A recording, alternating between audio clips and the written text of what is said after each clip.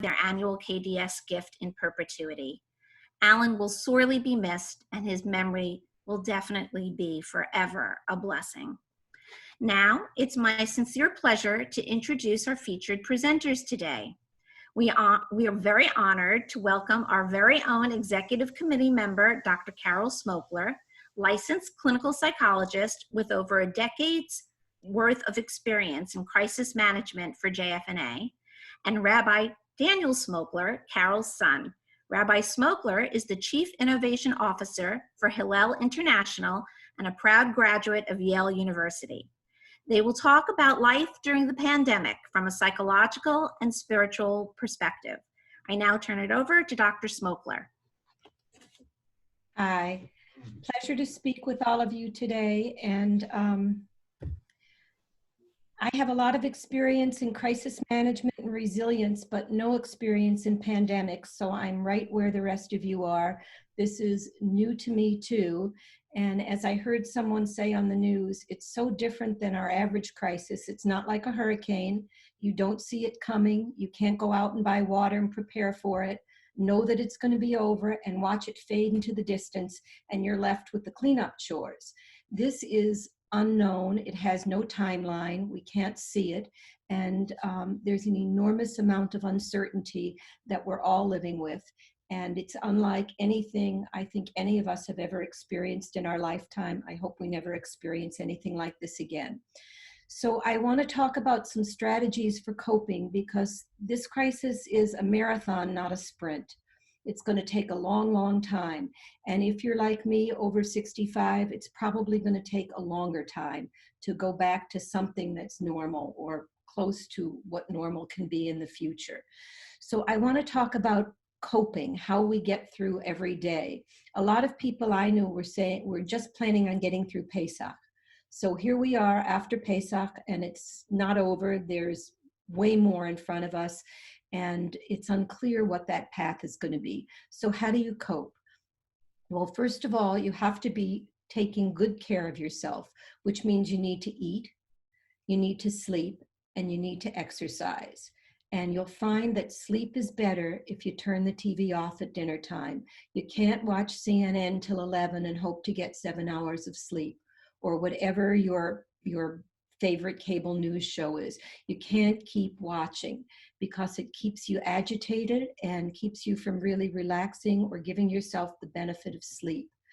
Exercise is really important, especially for those of us who are totally housebound. Taking a walk is our one chance to really go outside, experience nature, feel more like our old selves for at least a little bit. So it's important to exercise. It's also one of our best natural anxiety reducers. So exercise is important. And it's also important to eat. And I know when you're anxious, sometimes you overeat, sometimes you undereat, sometimes you only eat carbs, but as best you can, try and eat healthy. You'll feel better about yourself if you do, and you find your weight will stay even, won't go up and down, won't be another source of anxiety.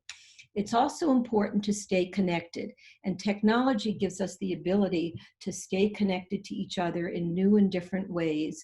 And while it's not the same as hugging, it can be something of an adventure. I know that I went to a surprise 70th birthday party this week. It was pretty wonderful. And I know there have been some awful events that we've used Zoom and the internet for, funerals and shivas, but we've also used it for seders and family reunions and cocktail hours and dinners with old friends. So it's important to stay connected however you can, even if it's virtual connection. It's also, I think, important in coping to have a daily routine.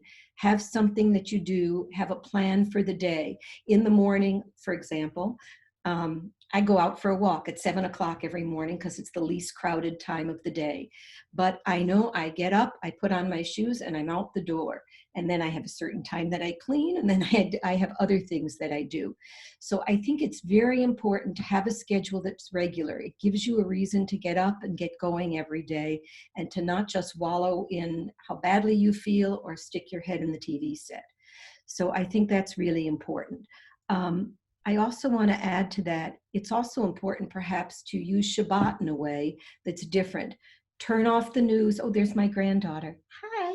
Turn off the news, and give yourself a news-free day. That's what we've been doing on Shabbat. We've been going to virtual shul. We've been trying to dress up a little bit, to make sure we have our meals together, to take a Shabbat nap and make it as close to the Shabbat that we're used to as possible. It really is, and you don't have to be religious to turn off the TV for 24 hours. It's a break, and you'll find yourself feeling restored. Another important thing for coping is to have a sense of agency. You need to feel like you can accomplish something, like you mastered a new task, you cooked a new recipe, you did something you didn't know you could do. Push yourself a little bit.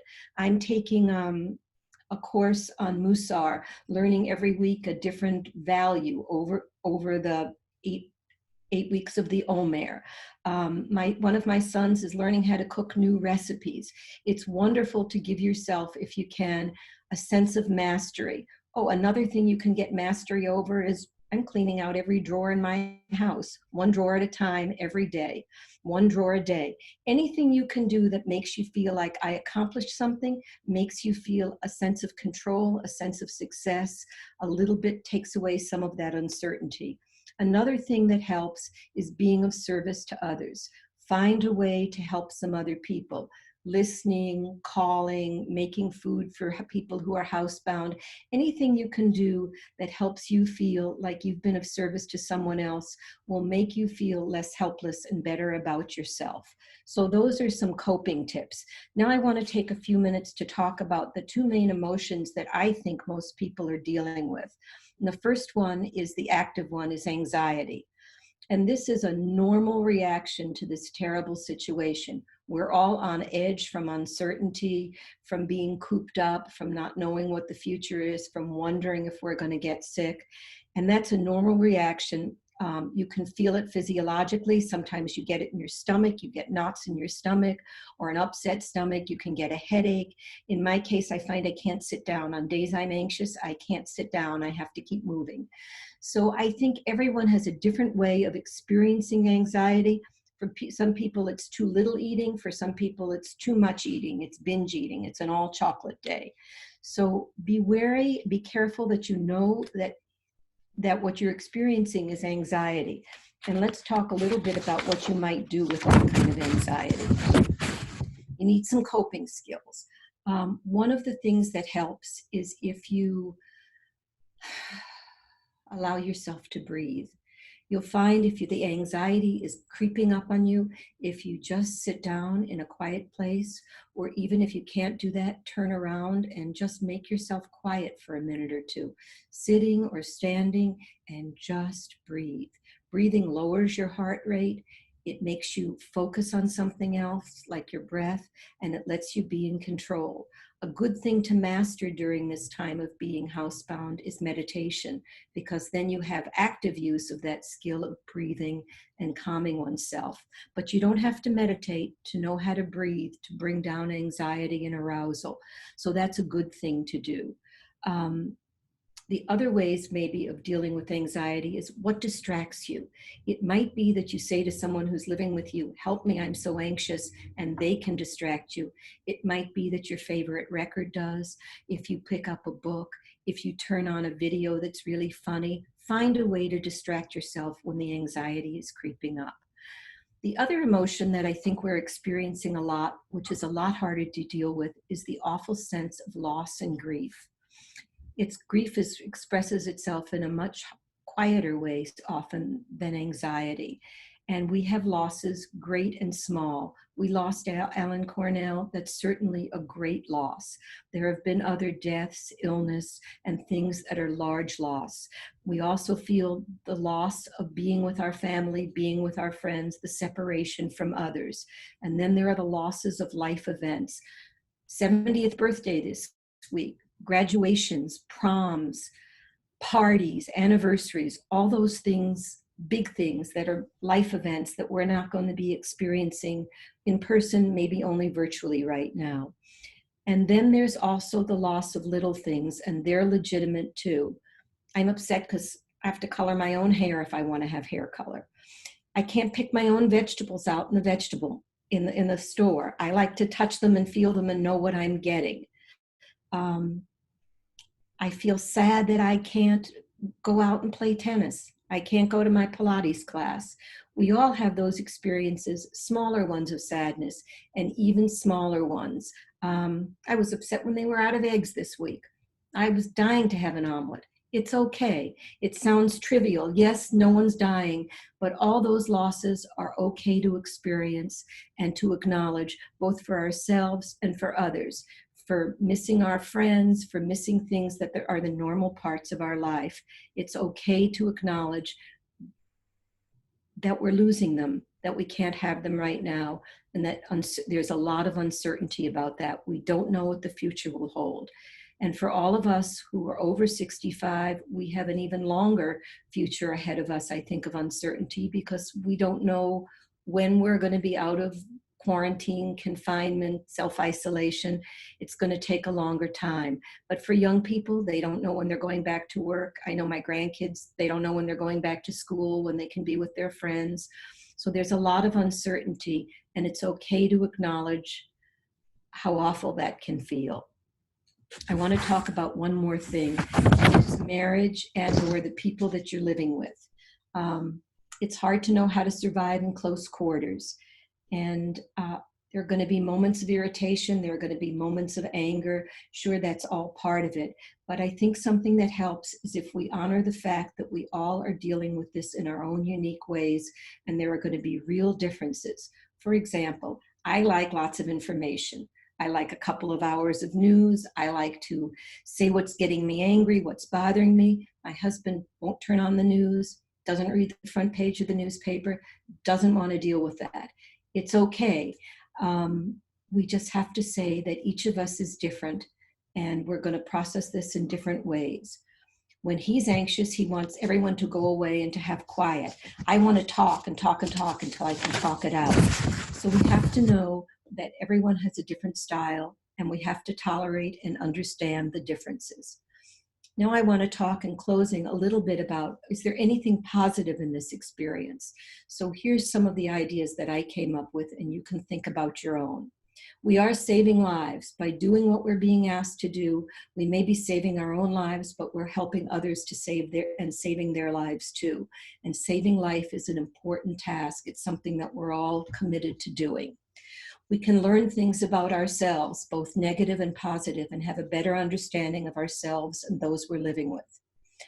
We can learn that we're much stronger than we thought. We've already been doing this for 5-6 weeks. We can do it if we have to. And I bet before this happened, we never thought we could tolerate this much confinement. We're learning also how to make broad and deep connections and how to keep the broad and deep connections we have going during a very hard time. And that's a positive. We're finding ways to be friends, keep friendships up, stay close to people, and we have to give ourselves credit for all that we're doing in that department too. And I know for some of you it means using new technology that you're not used to, so you get an extra pat on the back if you've just learned how to be a Zoomer.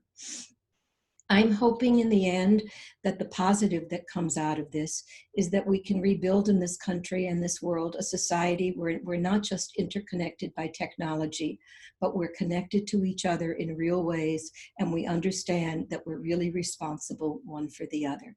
Thanks. I turn it over to Dan. Thanks, everyone. It's a real privilege to spend a few minutes with you this afternoon, not just because it gets me away from my children on a Sunday. It's a pleasure to see you all here as well. I see a lot of familiar faces. I see the Jacobsons, I see Harold and Beatrice, and I see Beth, and I see Rainey, and I see just a lot of people that I know and have spent time with, and Roxanne, and it's a privilege to be able to spend just a few moments with you here as well. Can you just give me a thumbs up if you can hear me okay? Great, that's a Zoom move there. I have no expertise in how to survive a plague. This is my first one. It's the first one I've ever been through. So I don't purport to be an expert on any of this, but I would like to share with you how it's affecting me. So I just want to describe for you a few moments what's happened to me in my life, and then how, as a rabbi and as someone working at a Jewish organization, we've approached it. COVID broke out, at least as I understand, on our coast in my son's school. at Cilantro Kiva Riverdale in New York. I left New York maybe 6 weeks ago. There were 46 confirmed cases in my son's school, many of them friends of ours, parents, people that we knew, teachers. We came up here to the Berkshires with 4 days worth of clothes, and we've been here ever since. My daughter, who you saw a moment ago, hasn't left her pajamas because we don't have any other clothes for her. We just keep washing them over and over and over again. We don't know when the kids are going back to school. There's no childcare. My wife and I both work full time. We have a baby and 2 other kids, and we're here, and we have it really good. And we're aware that we have it really good. But this is very, very, very hard. And we don't quite know what the other side looks like. I'm sure all of you have heard of situations that are similar to ours. And we continue to get every day over email, I continue to hear of people from my community back home who are sick, who are friends of mine, who are my age. I'm in my 40s, people who we lose, who don't make it through, and people who are hospitalized, and people who are fighting the illness. And there are too many Zoom Shivas and Zoom funerals to count right now. So this is a hard time. But what I want to offer you is I just want to put the following thought out there. If you were to go back in time and meet one of your ancestors, a great-great-great-grandfather or grandmother, and you were to say to them, I'm quarantined because there's currently a plague, would they empathize and understand with what you're talking about? Or would they see it as a completely novel situation? Anyone who thinks that they might have some understanding of that, give me a thumbs up. Anyone who thinks it's totally novel, give me a thumbs down. So I wonder if I were to go back in town. So Betty says it's totally unprecedented. Betty, can you just tell us why that's the case? I'm going to unmute you. Thank you. I hope I understood your question. So if I were to speak to my ancestor and tell about this pandemic, whether she or he would think this is unprecedented, or he or she would say it's been happening before. Yeah, what do you think? I think they would say it's been happening before. It's been happening before. My personal story, actually, if you care to hear very quickly, my grandfather on my mother's side had cholera in Constantinople and cured from cholera the day that the Sublime Gate, in Turkey, instituted a rule that any child with cholera needed to be done with. So he felt that he really got, a lease on life for the rest of his life, because a day before they would have not given him anything to survive and he would have died. Wow. So, and I'm sure there were many other examples of that in the past. So I don't think this is unique, but it's definitely unique in my lifetime. Thank you. It's one of the interesting things, and I appreciate you sharing that with us, Betty, is that this has actually happened to the Jewish people many, many other times before, whether it's cholera in Constantinople, or it's typhus in Lithuania, or it's diphtheria, or it's some other kind of illness. And there's actually a huge amount of writing and thinking about how to survive a plague from the rabbis. It happens to be a topic that Jews have dealt with over and over and over again. What do you do when you're stuck at home? What do you do when you can't go out? Why is God doing this to us? Why us and not other people? Why is this happening? How do we imagine what the future would look like? These questions are all taken up. And I just want to share with you how one rabbi thought about it in concrete detail, and then extrapolate from that some lessons for us from our life. It so happens that the Torah portion that we're going to read this weekend is actually about plagues. It's about tsarat, which is some kind of mysterious biblical disease. And if you look at the 14th chapter of Vayikra, of Leviticus, I'm going to read it to you now, and then we'll screen share in just a moment so you can see it in front of you as well. It says, Hashem speaks to Moshe and Aharon, saying, when you enter the land of Canaan, which I give you as a possession, I'm going to inflict a plague on your house and in the land. And the owner of that house will come to the Kohen Gadol, to the high priest, and say, Kinegat Tsarat, something like a plague has afflicted my house. Something like a plague. So if you could just imagine, throughout history, people have read this text, something like a plague is happening. And think of yourself now and all the different scenarios that go through your head. That cough that I'm having, the rapid heartbeat, the inability to sleep tonight, my excess of hunger, my lack of hunger? Is something like a plague affecting me right now? What will happen in the future? How will this turn out? Am I entering a moment of plague? And there was a famous rabbi in the Warsaw Ghetto named Kalonymus Kalman Shapira. And he had the unfortunate, or perhaps fortunate, responsibility of preaching to the community every Shabbos afternoon.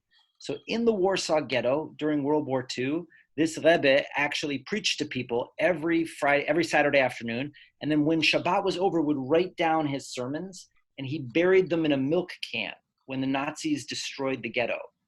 That milk can was discovered in 1952, sent to his cousin, and the manuscript was published. I know about it because my wife wrote a dissertation about it. And he has a teaching about this week's parasha. So what you're hearing are the words of a rabbi who is living in a ghetto in a plague, right? There are all kinds of plague happening at that time, interpreting the words of plague to his congregants. So he says the following thing, and can we screen share this for just a moment, Erica, and scroll down to the part where it says, Eish Kodesh Mitzorah. So this is what he says. He says, let us understand. The Torah speaks of a plague. Can you scroll down there? There we go. So you see on your screen here, Eish Kodesh Mitzorah. He says, let us understand. He says, why does the Torah command that a house, and this is the procedure for a plague, be locked up for 7 days? And only afterwards, if the plague persists, the stones are removed. Why does the Torah tell us that the house is ritually unclean for 7 days? So you might say quarantine, like if there's a plague, lock your house up. It's kind of what we always do. But then he goes on to offer a teaching. He says a person has to go to the priest and say, Kin negat sarat, something like a plague. Not there is a plague, but something like a plague appeared to me in the house.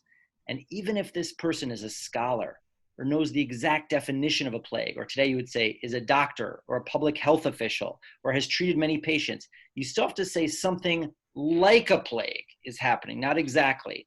For you're never able to tell whether what is happening is a blessed challenge or a meaningless injury. All he can say is it looks like it could be an affliction. It looks like it could be an affliction. Can we close out the screen share?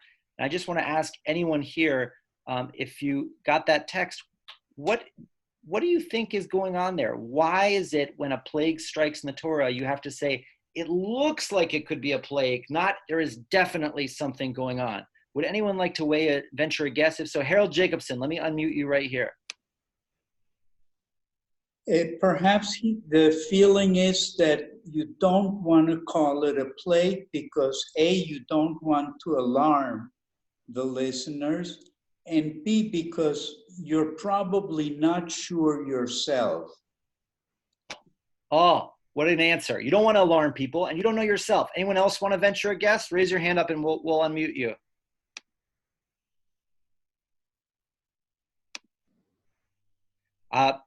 Betty Kane for the second time. Go for it. I was just going to say, you certainly don't want to suggest that he should take the stones out of his house and demolish if it's not really a plague. So, in other words, I think it's a phase-in kind of approach. A phase-in approach. Yeah, that's what we're doing in New York right now, sort of on the other side. Thank you for that. One last ask. Anyone else want to weigh on this before we extrapolate? Rainey Garfinkel. Hi. I think it's because there's always, people aren't sure whether something is a problem or a blessing. And they're leaving room for both. Because you can look and find a good thing in all of this and you can find bad in all of it. I want to take what Rainey says and as well as Harold and Betty and underscore them and ask you the following question, which is what I think the Rebbe of the Warsaw Ghetto is dealing with. How do you want to respond to uncertainty and the unknown? Because that's where we are right now. We are deep up to our necks in the unknown. For me, I have no idea when my kids will go back to school. No idea. I have no idea when we can return to our apartment. I don't know. I work for Hillel, when college will be open again. There is great unknown. And the question this Rebbe is asking us is, when you say it looks like a plague, you're leaving a little space for holding the unknown. And what people like to do when they have unknowns is lock it down and say, this is what's going on. we're going to get through this in 2 months, or if I just do the quarantine, or if I just wash my hands, or if I rush to a conclusion that it's the end of the world, or it's no big deal. The question is can you hold the unknown in a slightly different posture? And I just want to ask you and everyone here, how do you respond to the unknown? And I want to suggest 4 different responses you might have. One is fear, which is perfectly understandable. It scares me. And when we feel scared, we oftentimes deny things, or we try and rush to shut them down and say, if I just do the following thing, it'll be taken care of. But that's not the only way to deal with the unknown. If you've ever watched a good Netflix series or read a really good novel, not knowing how it turns out is actually surprising and not scary. If you're in a good show, a good movie, or a good book, or a good opera, if you don't know how it's going to end, that's actually a surprising and wonderful experience of the unknown. You like that. Sometimes if you have a puzzle, or you're dealing with something weird, or you're like me and you like to hike and you're outside, you have curiosity about the unknown. Or you go to an art exhibit and you want to know, how did someone make this? You think to yourself, I'm curious about the unknown. And sometimes you just sit like I do with my daughter, who's 20 months, and I wonder what's she going to say today, because she learns like 5 or 10 new words a day. And she does new things every day. And there's a delight in the unknown. There's a delight in not knowing what she's going to do.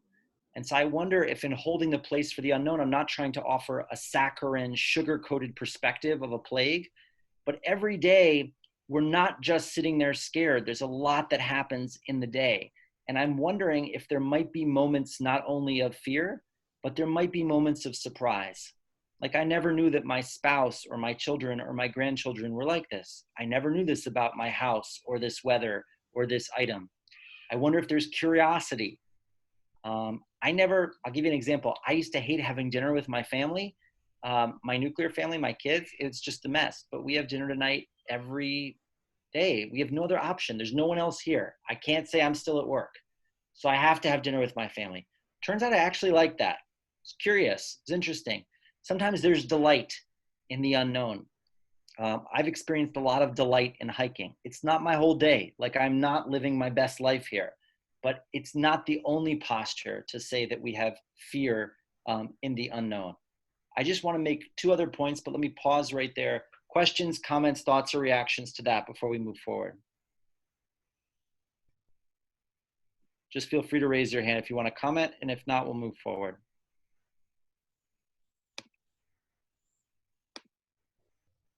Okay, so I just want to make 2 other points. The second is what we often call right-sized expectations. And again, I'm just sharing with you how I am trying to deal with this as a father and a rabbi and a person working here. I have a list of 3 priorities. The first priority is to take care of myself and my family. The second priority in my life is to try and be of service to other people. When you help other people, you feel better and you feel less burdened. So for me, that means calling everybody who works for me, calling all of my friends, asking them how I can help, seeing how they're doing, trying to be of service in any small way that you can, even if it's just to the person you're living with or someone that you haven't talked to in a while, remembering a birthday, wishing someone a good Shabbos, calling for a holiday, any small act of service. Giving an extra $10 at tzedakah to support a person's cause on Facebook. That actually makes you feel better, and it lightens the load, and it's contagious. Serving other people is a contagious activity in a good way. Sometimes contagion is positive.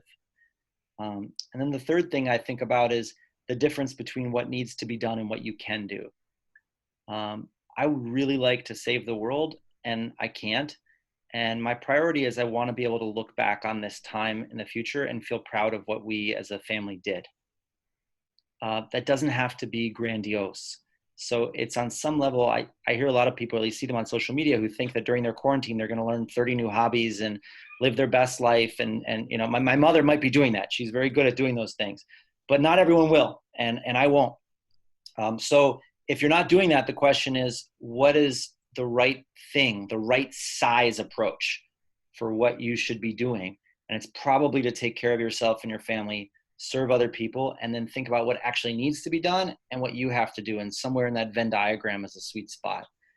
And then I just wanted to share with you a couple of practices that I think have been critical for me. If you look through the rabbinic literature for people in plagues, it's very funny. The rabbis laugh a lot, and they're able to look at the craziness of their situation and laugh. I used to daven in shul next to a Holocaust survivor named Ben Mark, Zichrono Livracha. And Ben cracked jokes about the war to me all through the davening. And then sometimes he would cry. So he wasn't whitewashing his experience, but he spoke about his suffering from a point of humor as well.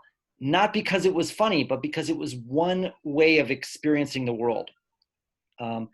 I think it's important to find one funny thing about this experience every day, not because it's terribly funny, but because there's humor in everything we're doing. Like my wife to me this morning said, so you're supposed to stay indoors, but you're supposed to get outside every day.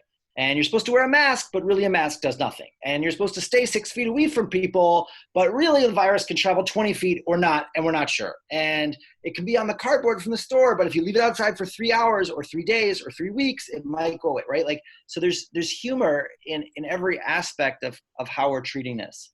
And I think that's critical as well.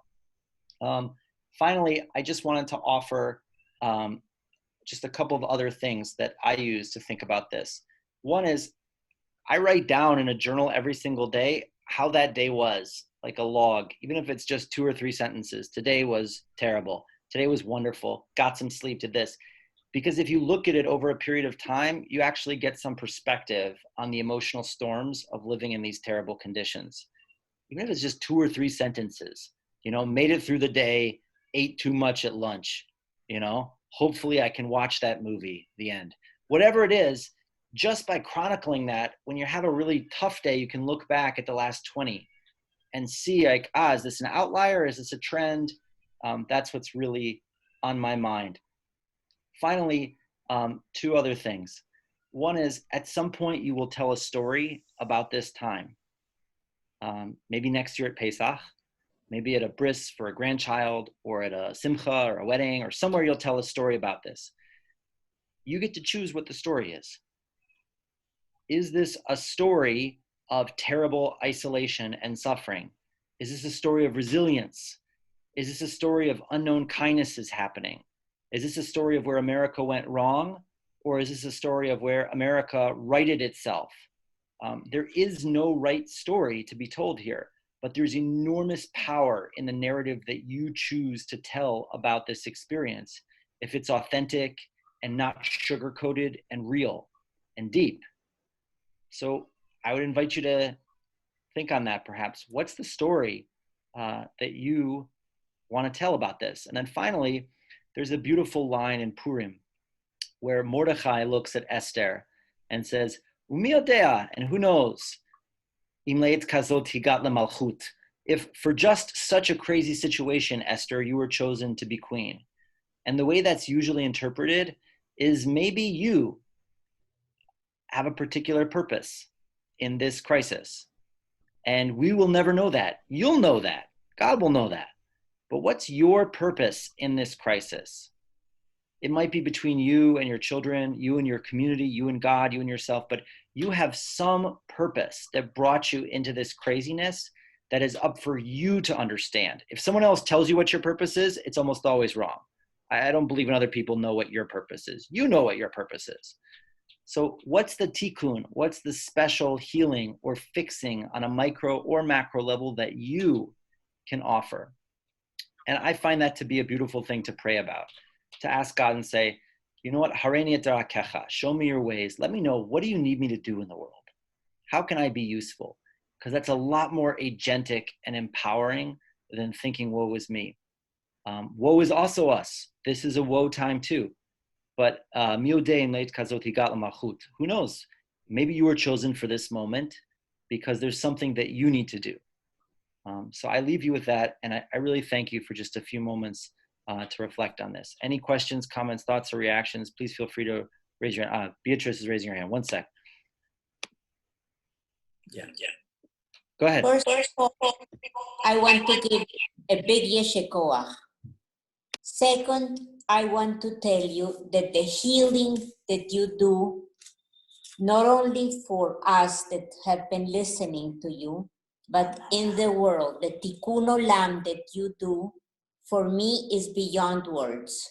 And your intelligence and way of explaining feelings, Yiddishkeit, and how you put it together, it's incredible for my soul. Kol hakavod. Thank you.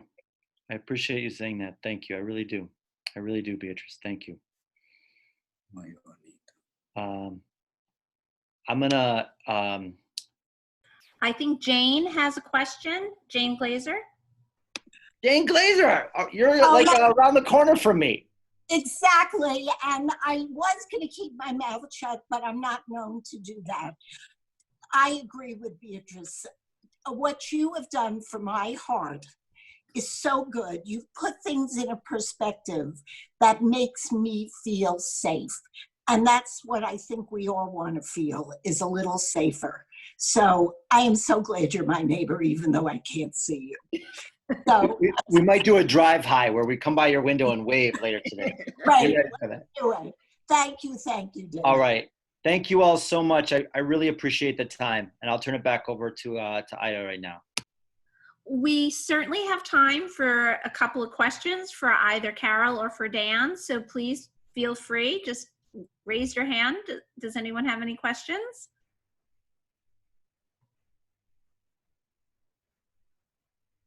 Looks, Erica, I don't think I see any. Do you? Marla. Oh, Marla. Marla. Oh, Marla, go ahead, Marla. I'm not sure that I have a question so much as I wanted to. I'm looking at both of you. You're actually lined up together. And I think I wanted to join in. You know, I think it is such a roller coaster, and there's so much uncertainty day to day. And I'm a note taker, and I sat here taking notes while you were both speaking. But both of you gave me hope today and an uplifting feeling of how to turn something scary, you know, into maybe something genuine and powerful. And I love that, you know, you gave us the room to say there's really bad moments and you know, it's not all sugar-coated, but we can get through this. Here are some things to think about. Here's different ways to look. So I also just wanted to say thank you, because every day we wake up and you feel differently. And I feel 1,000% stronger and more hopeful now than I did when I first started the call. So thanks. That was beautiful, Marla. I couldn't agree more. I could not agree more. Anyone else have any questions or comments? Ida, I actually just have a comment. Just same thing. You know, we're on day, I don't even know what. I don't know if any of us know what day we're on. You know, the first week we're all, you know, we can do this. It's, you know, we're going to get through this. And then as the weeks are going on, it is getting more and more difficult and more challenging and more unknown. So same thing. I just want to thank both of you, Rabbi Dan and Carol. You both, just piggybacking on what Marla said, I personally feel so much more, you just kind of like lifted us all up to back to, I kind of feel like where we were at week one, like we can do this, and I feel stronger. I do. So thank you for that. Thank you, Erica. Rainey? Erica, can you, go ahead, Rainey. Hi. Obviously, everyone has enjoyed listening to Carol and Dan, as I always do. And I think it just reinforces what I try to tell my kids and my grandchildren, that when this pause button is unpaused, that we will all have a newer and deeper appreciation for the special things that we have in our life. It reminds me of when I came back from Ethiopia, and I had a new appreciation for the fact that I could get in the shower every day. So I think that we will all enjoy and treasure our everyday moments a lot more when this is over. 100%. Thank you, Rainey. Anyone else? I think that may, oh, Carol. Yes, please. So I just want to thank everyone very much, and I want to thank Dan for giving us some of his precious time and lots of his wisdom. And I just wish you all the best, and be safe and be smart and go one day at a time. Well, yes, I think we all can do a little applause for that, 100%. On behalf of the Federation, I want to thank Carol and Dan so much for just incredible words of wisdom and insight, and it was totally uplifting. And we are blessed to have the two of you on our team in the Jewish world. And I want to thank all of you for spending some 45 minutes with us today.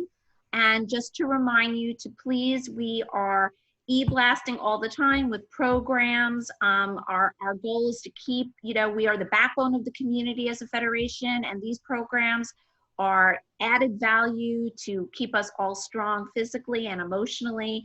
And stay tuned. There's something every other day from us. So I wish you all well. Please stay safe, stay sane. Oh, Carol wanted to say one more thing. I forgot to say that Ida's going to send out after this 3 articles from the New York Times, one about loss, one about anxiety, and one about marriage in the coronavirus era. Thank you. Yes, there will be, and I will be sending an email thank you, and the links to those articles will be embedded, and you just have to click on it. So once again, everyone, stay safe, stay sane, and be well.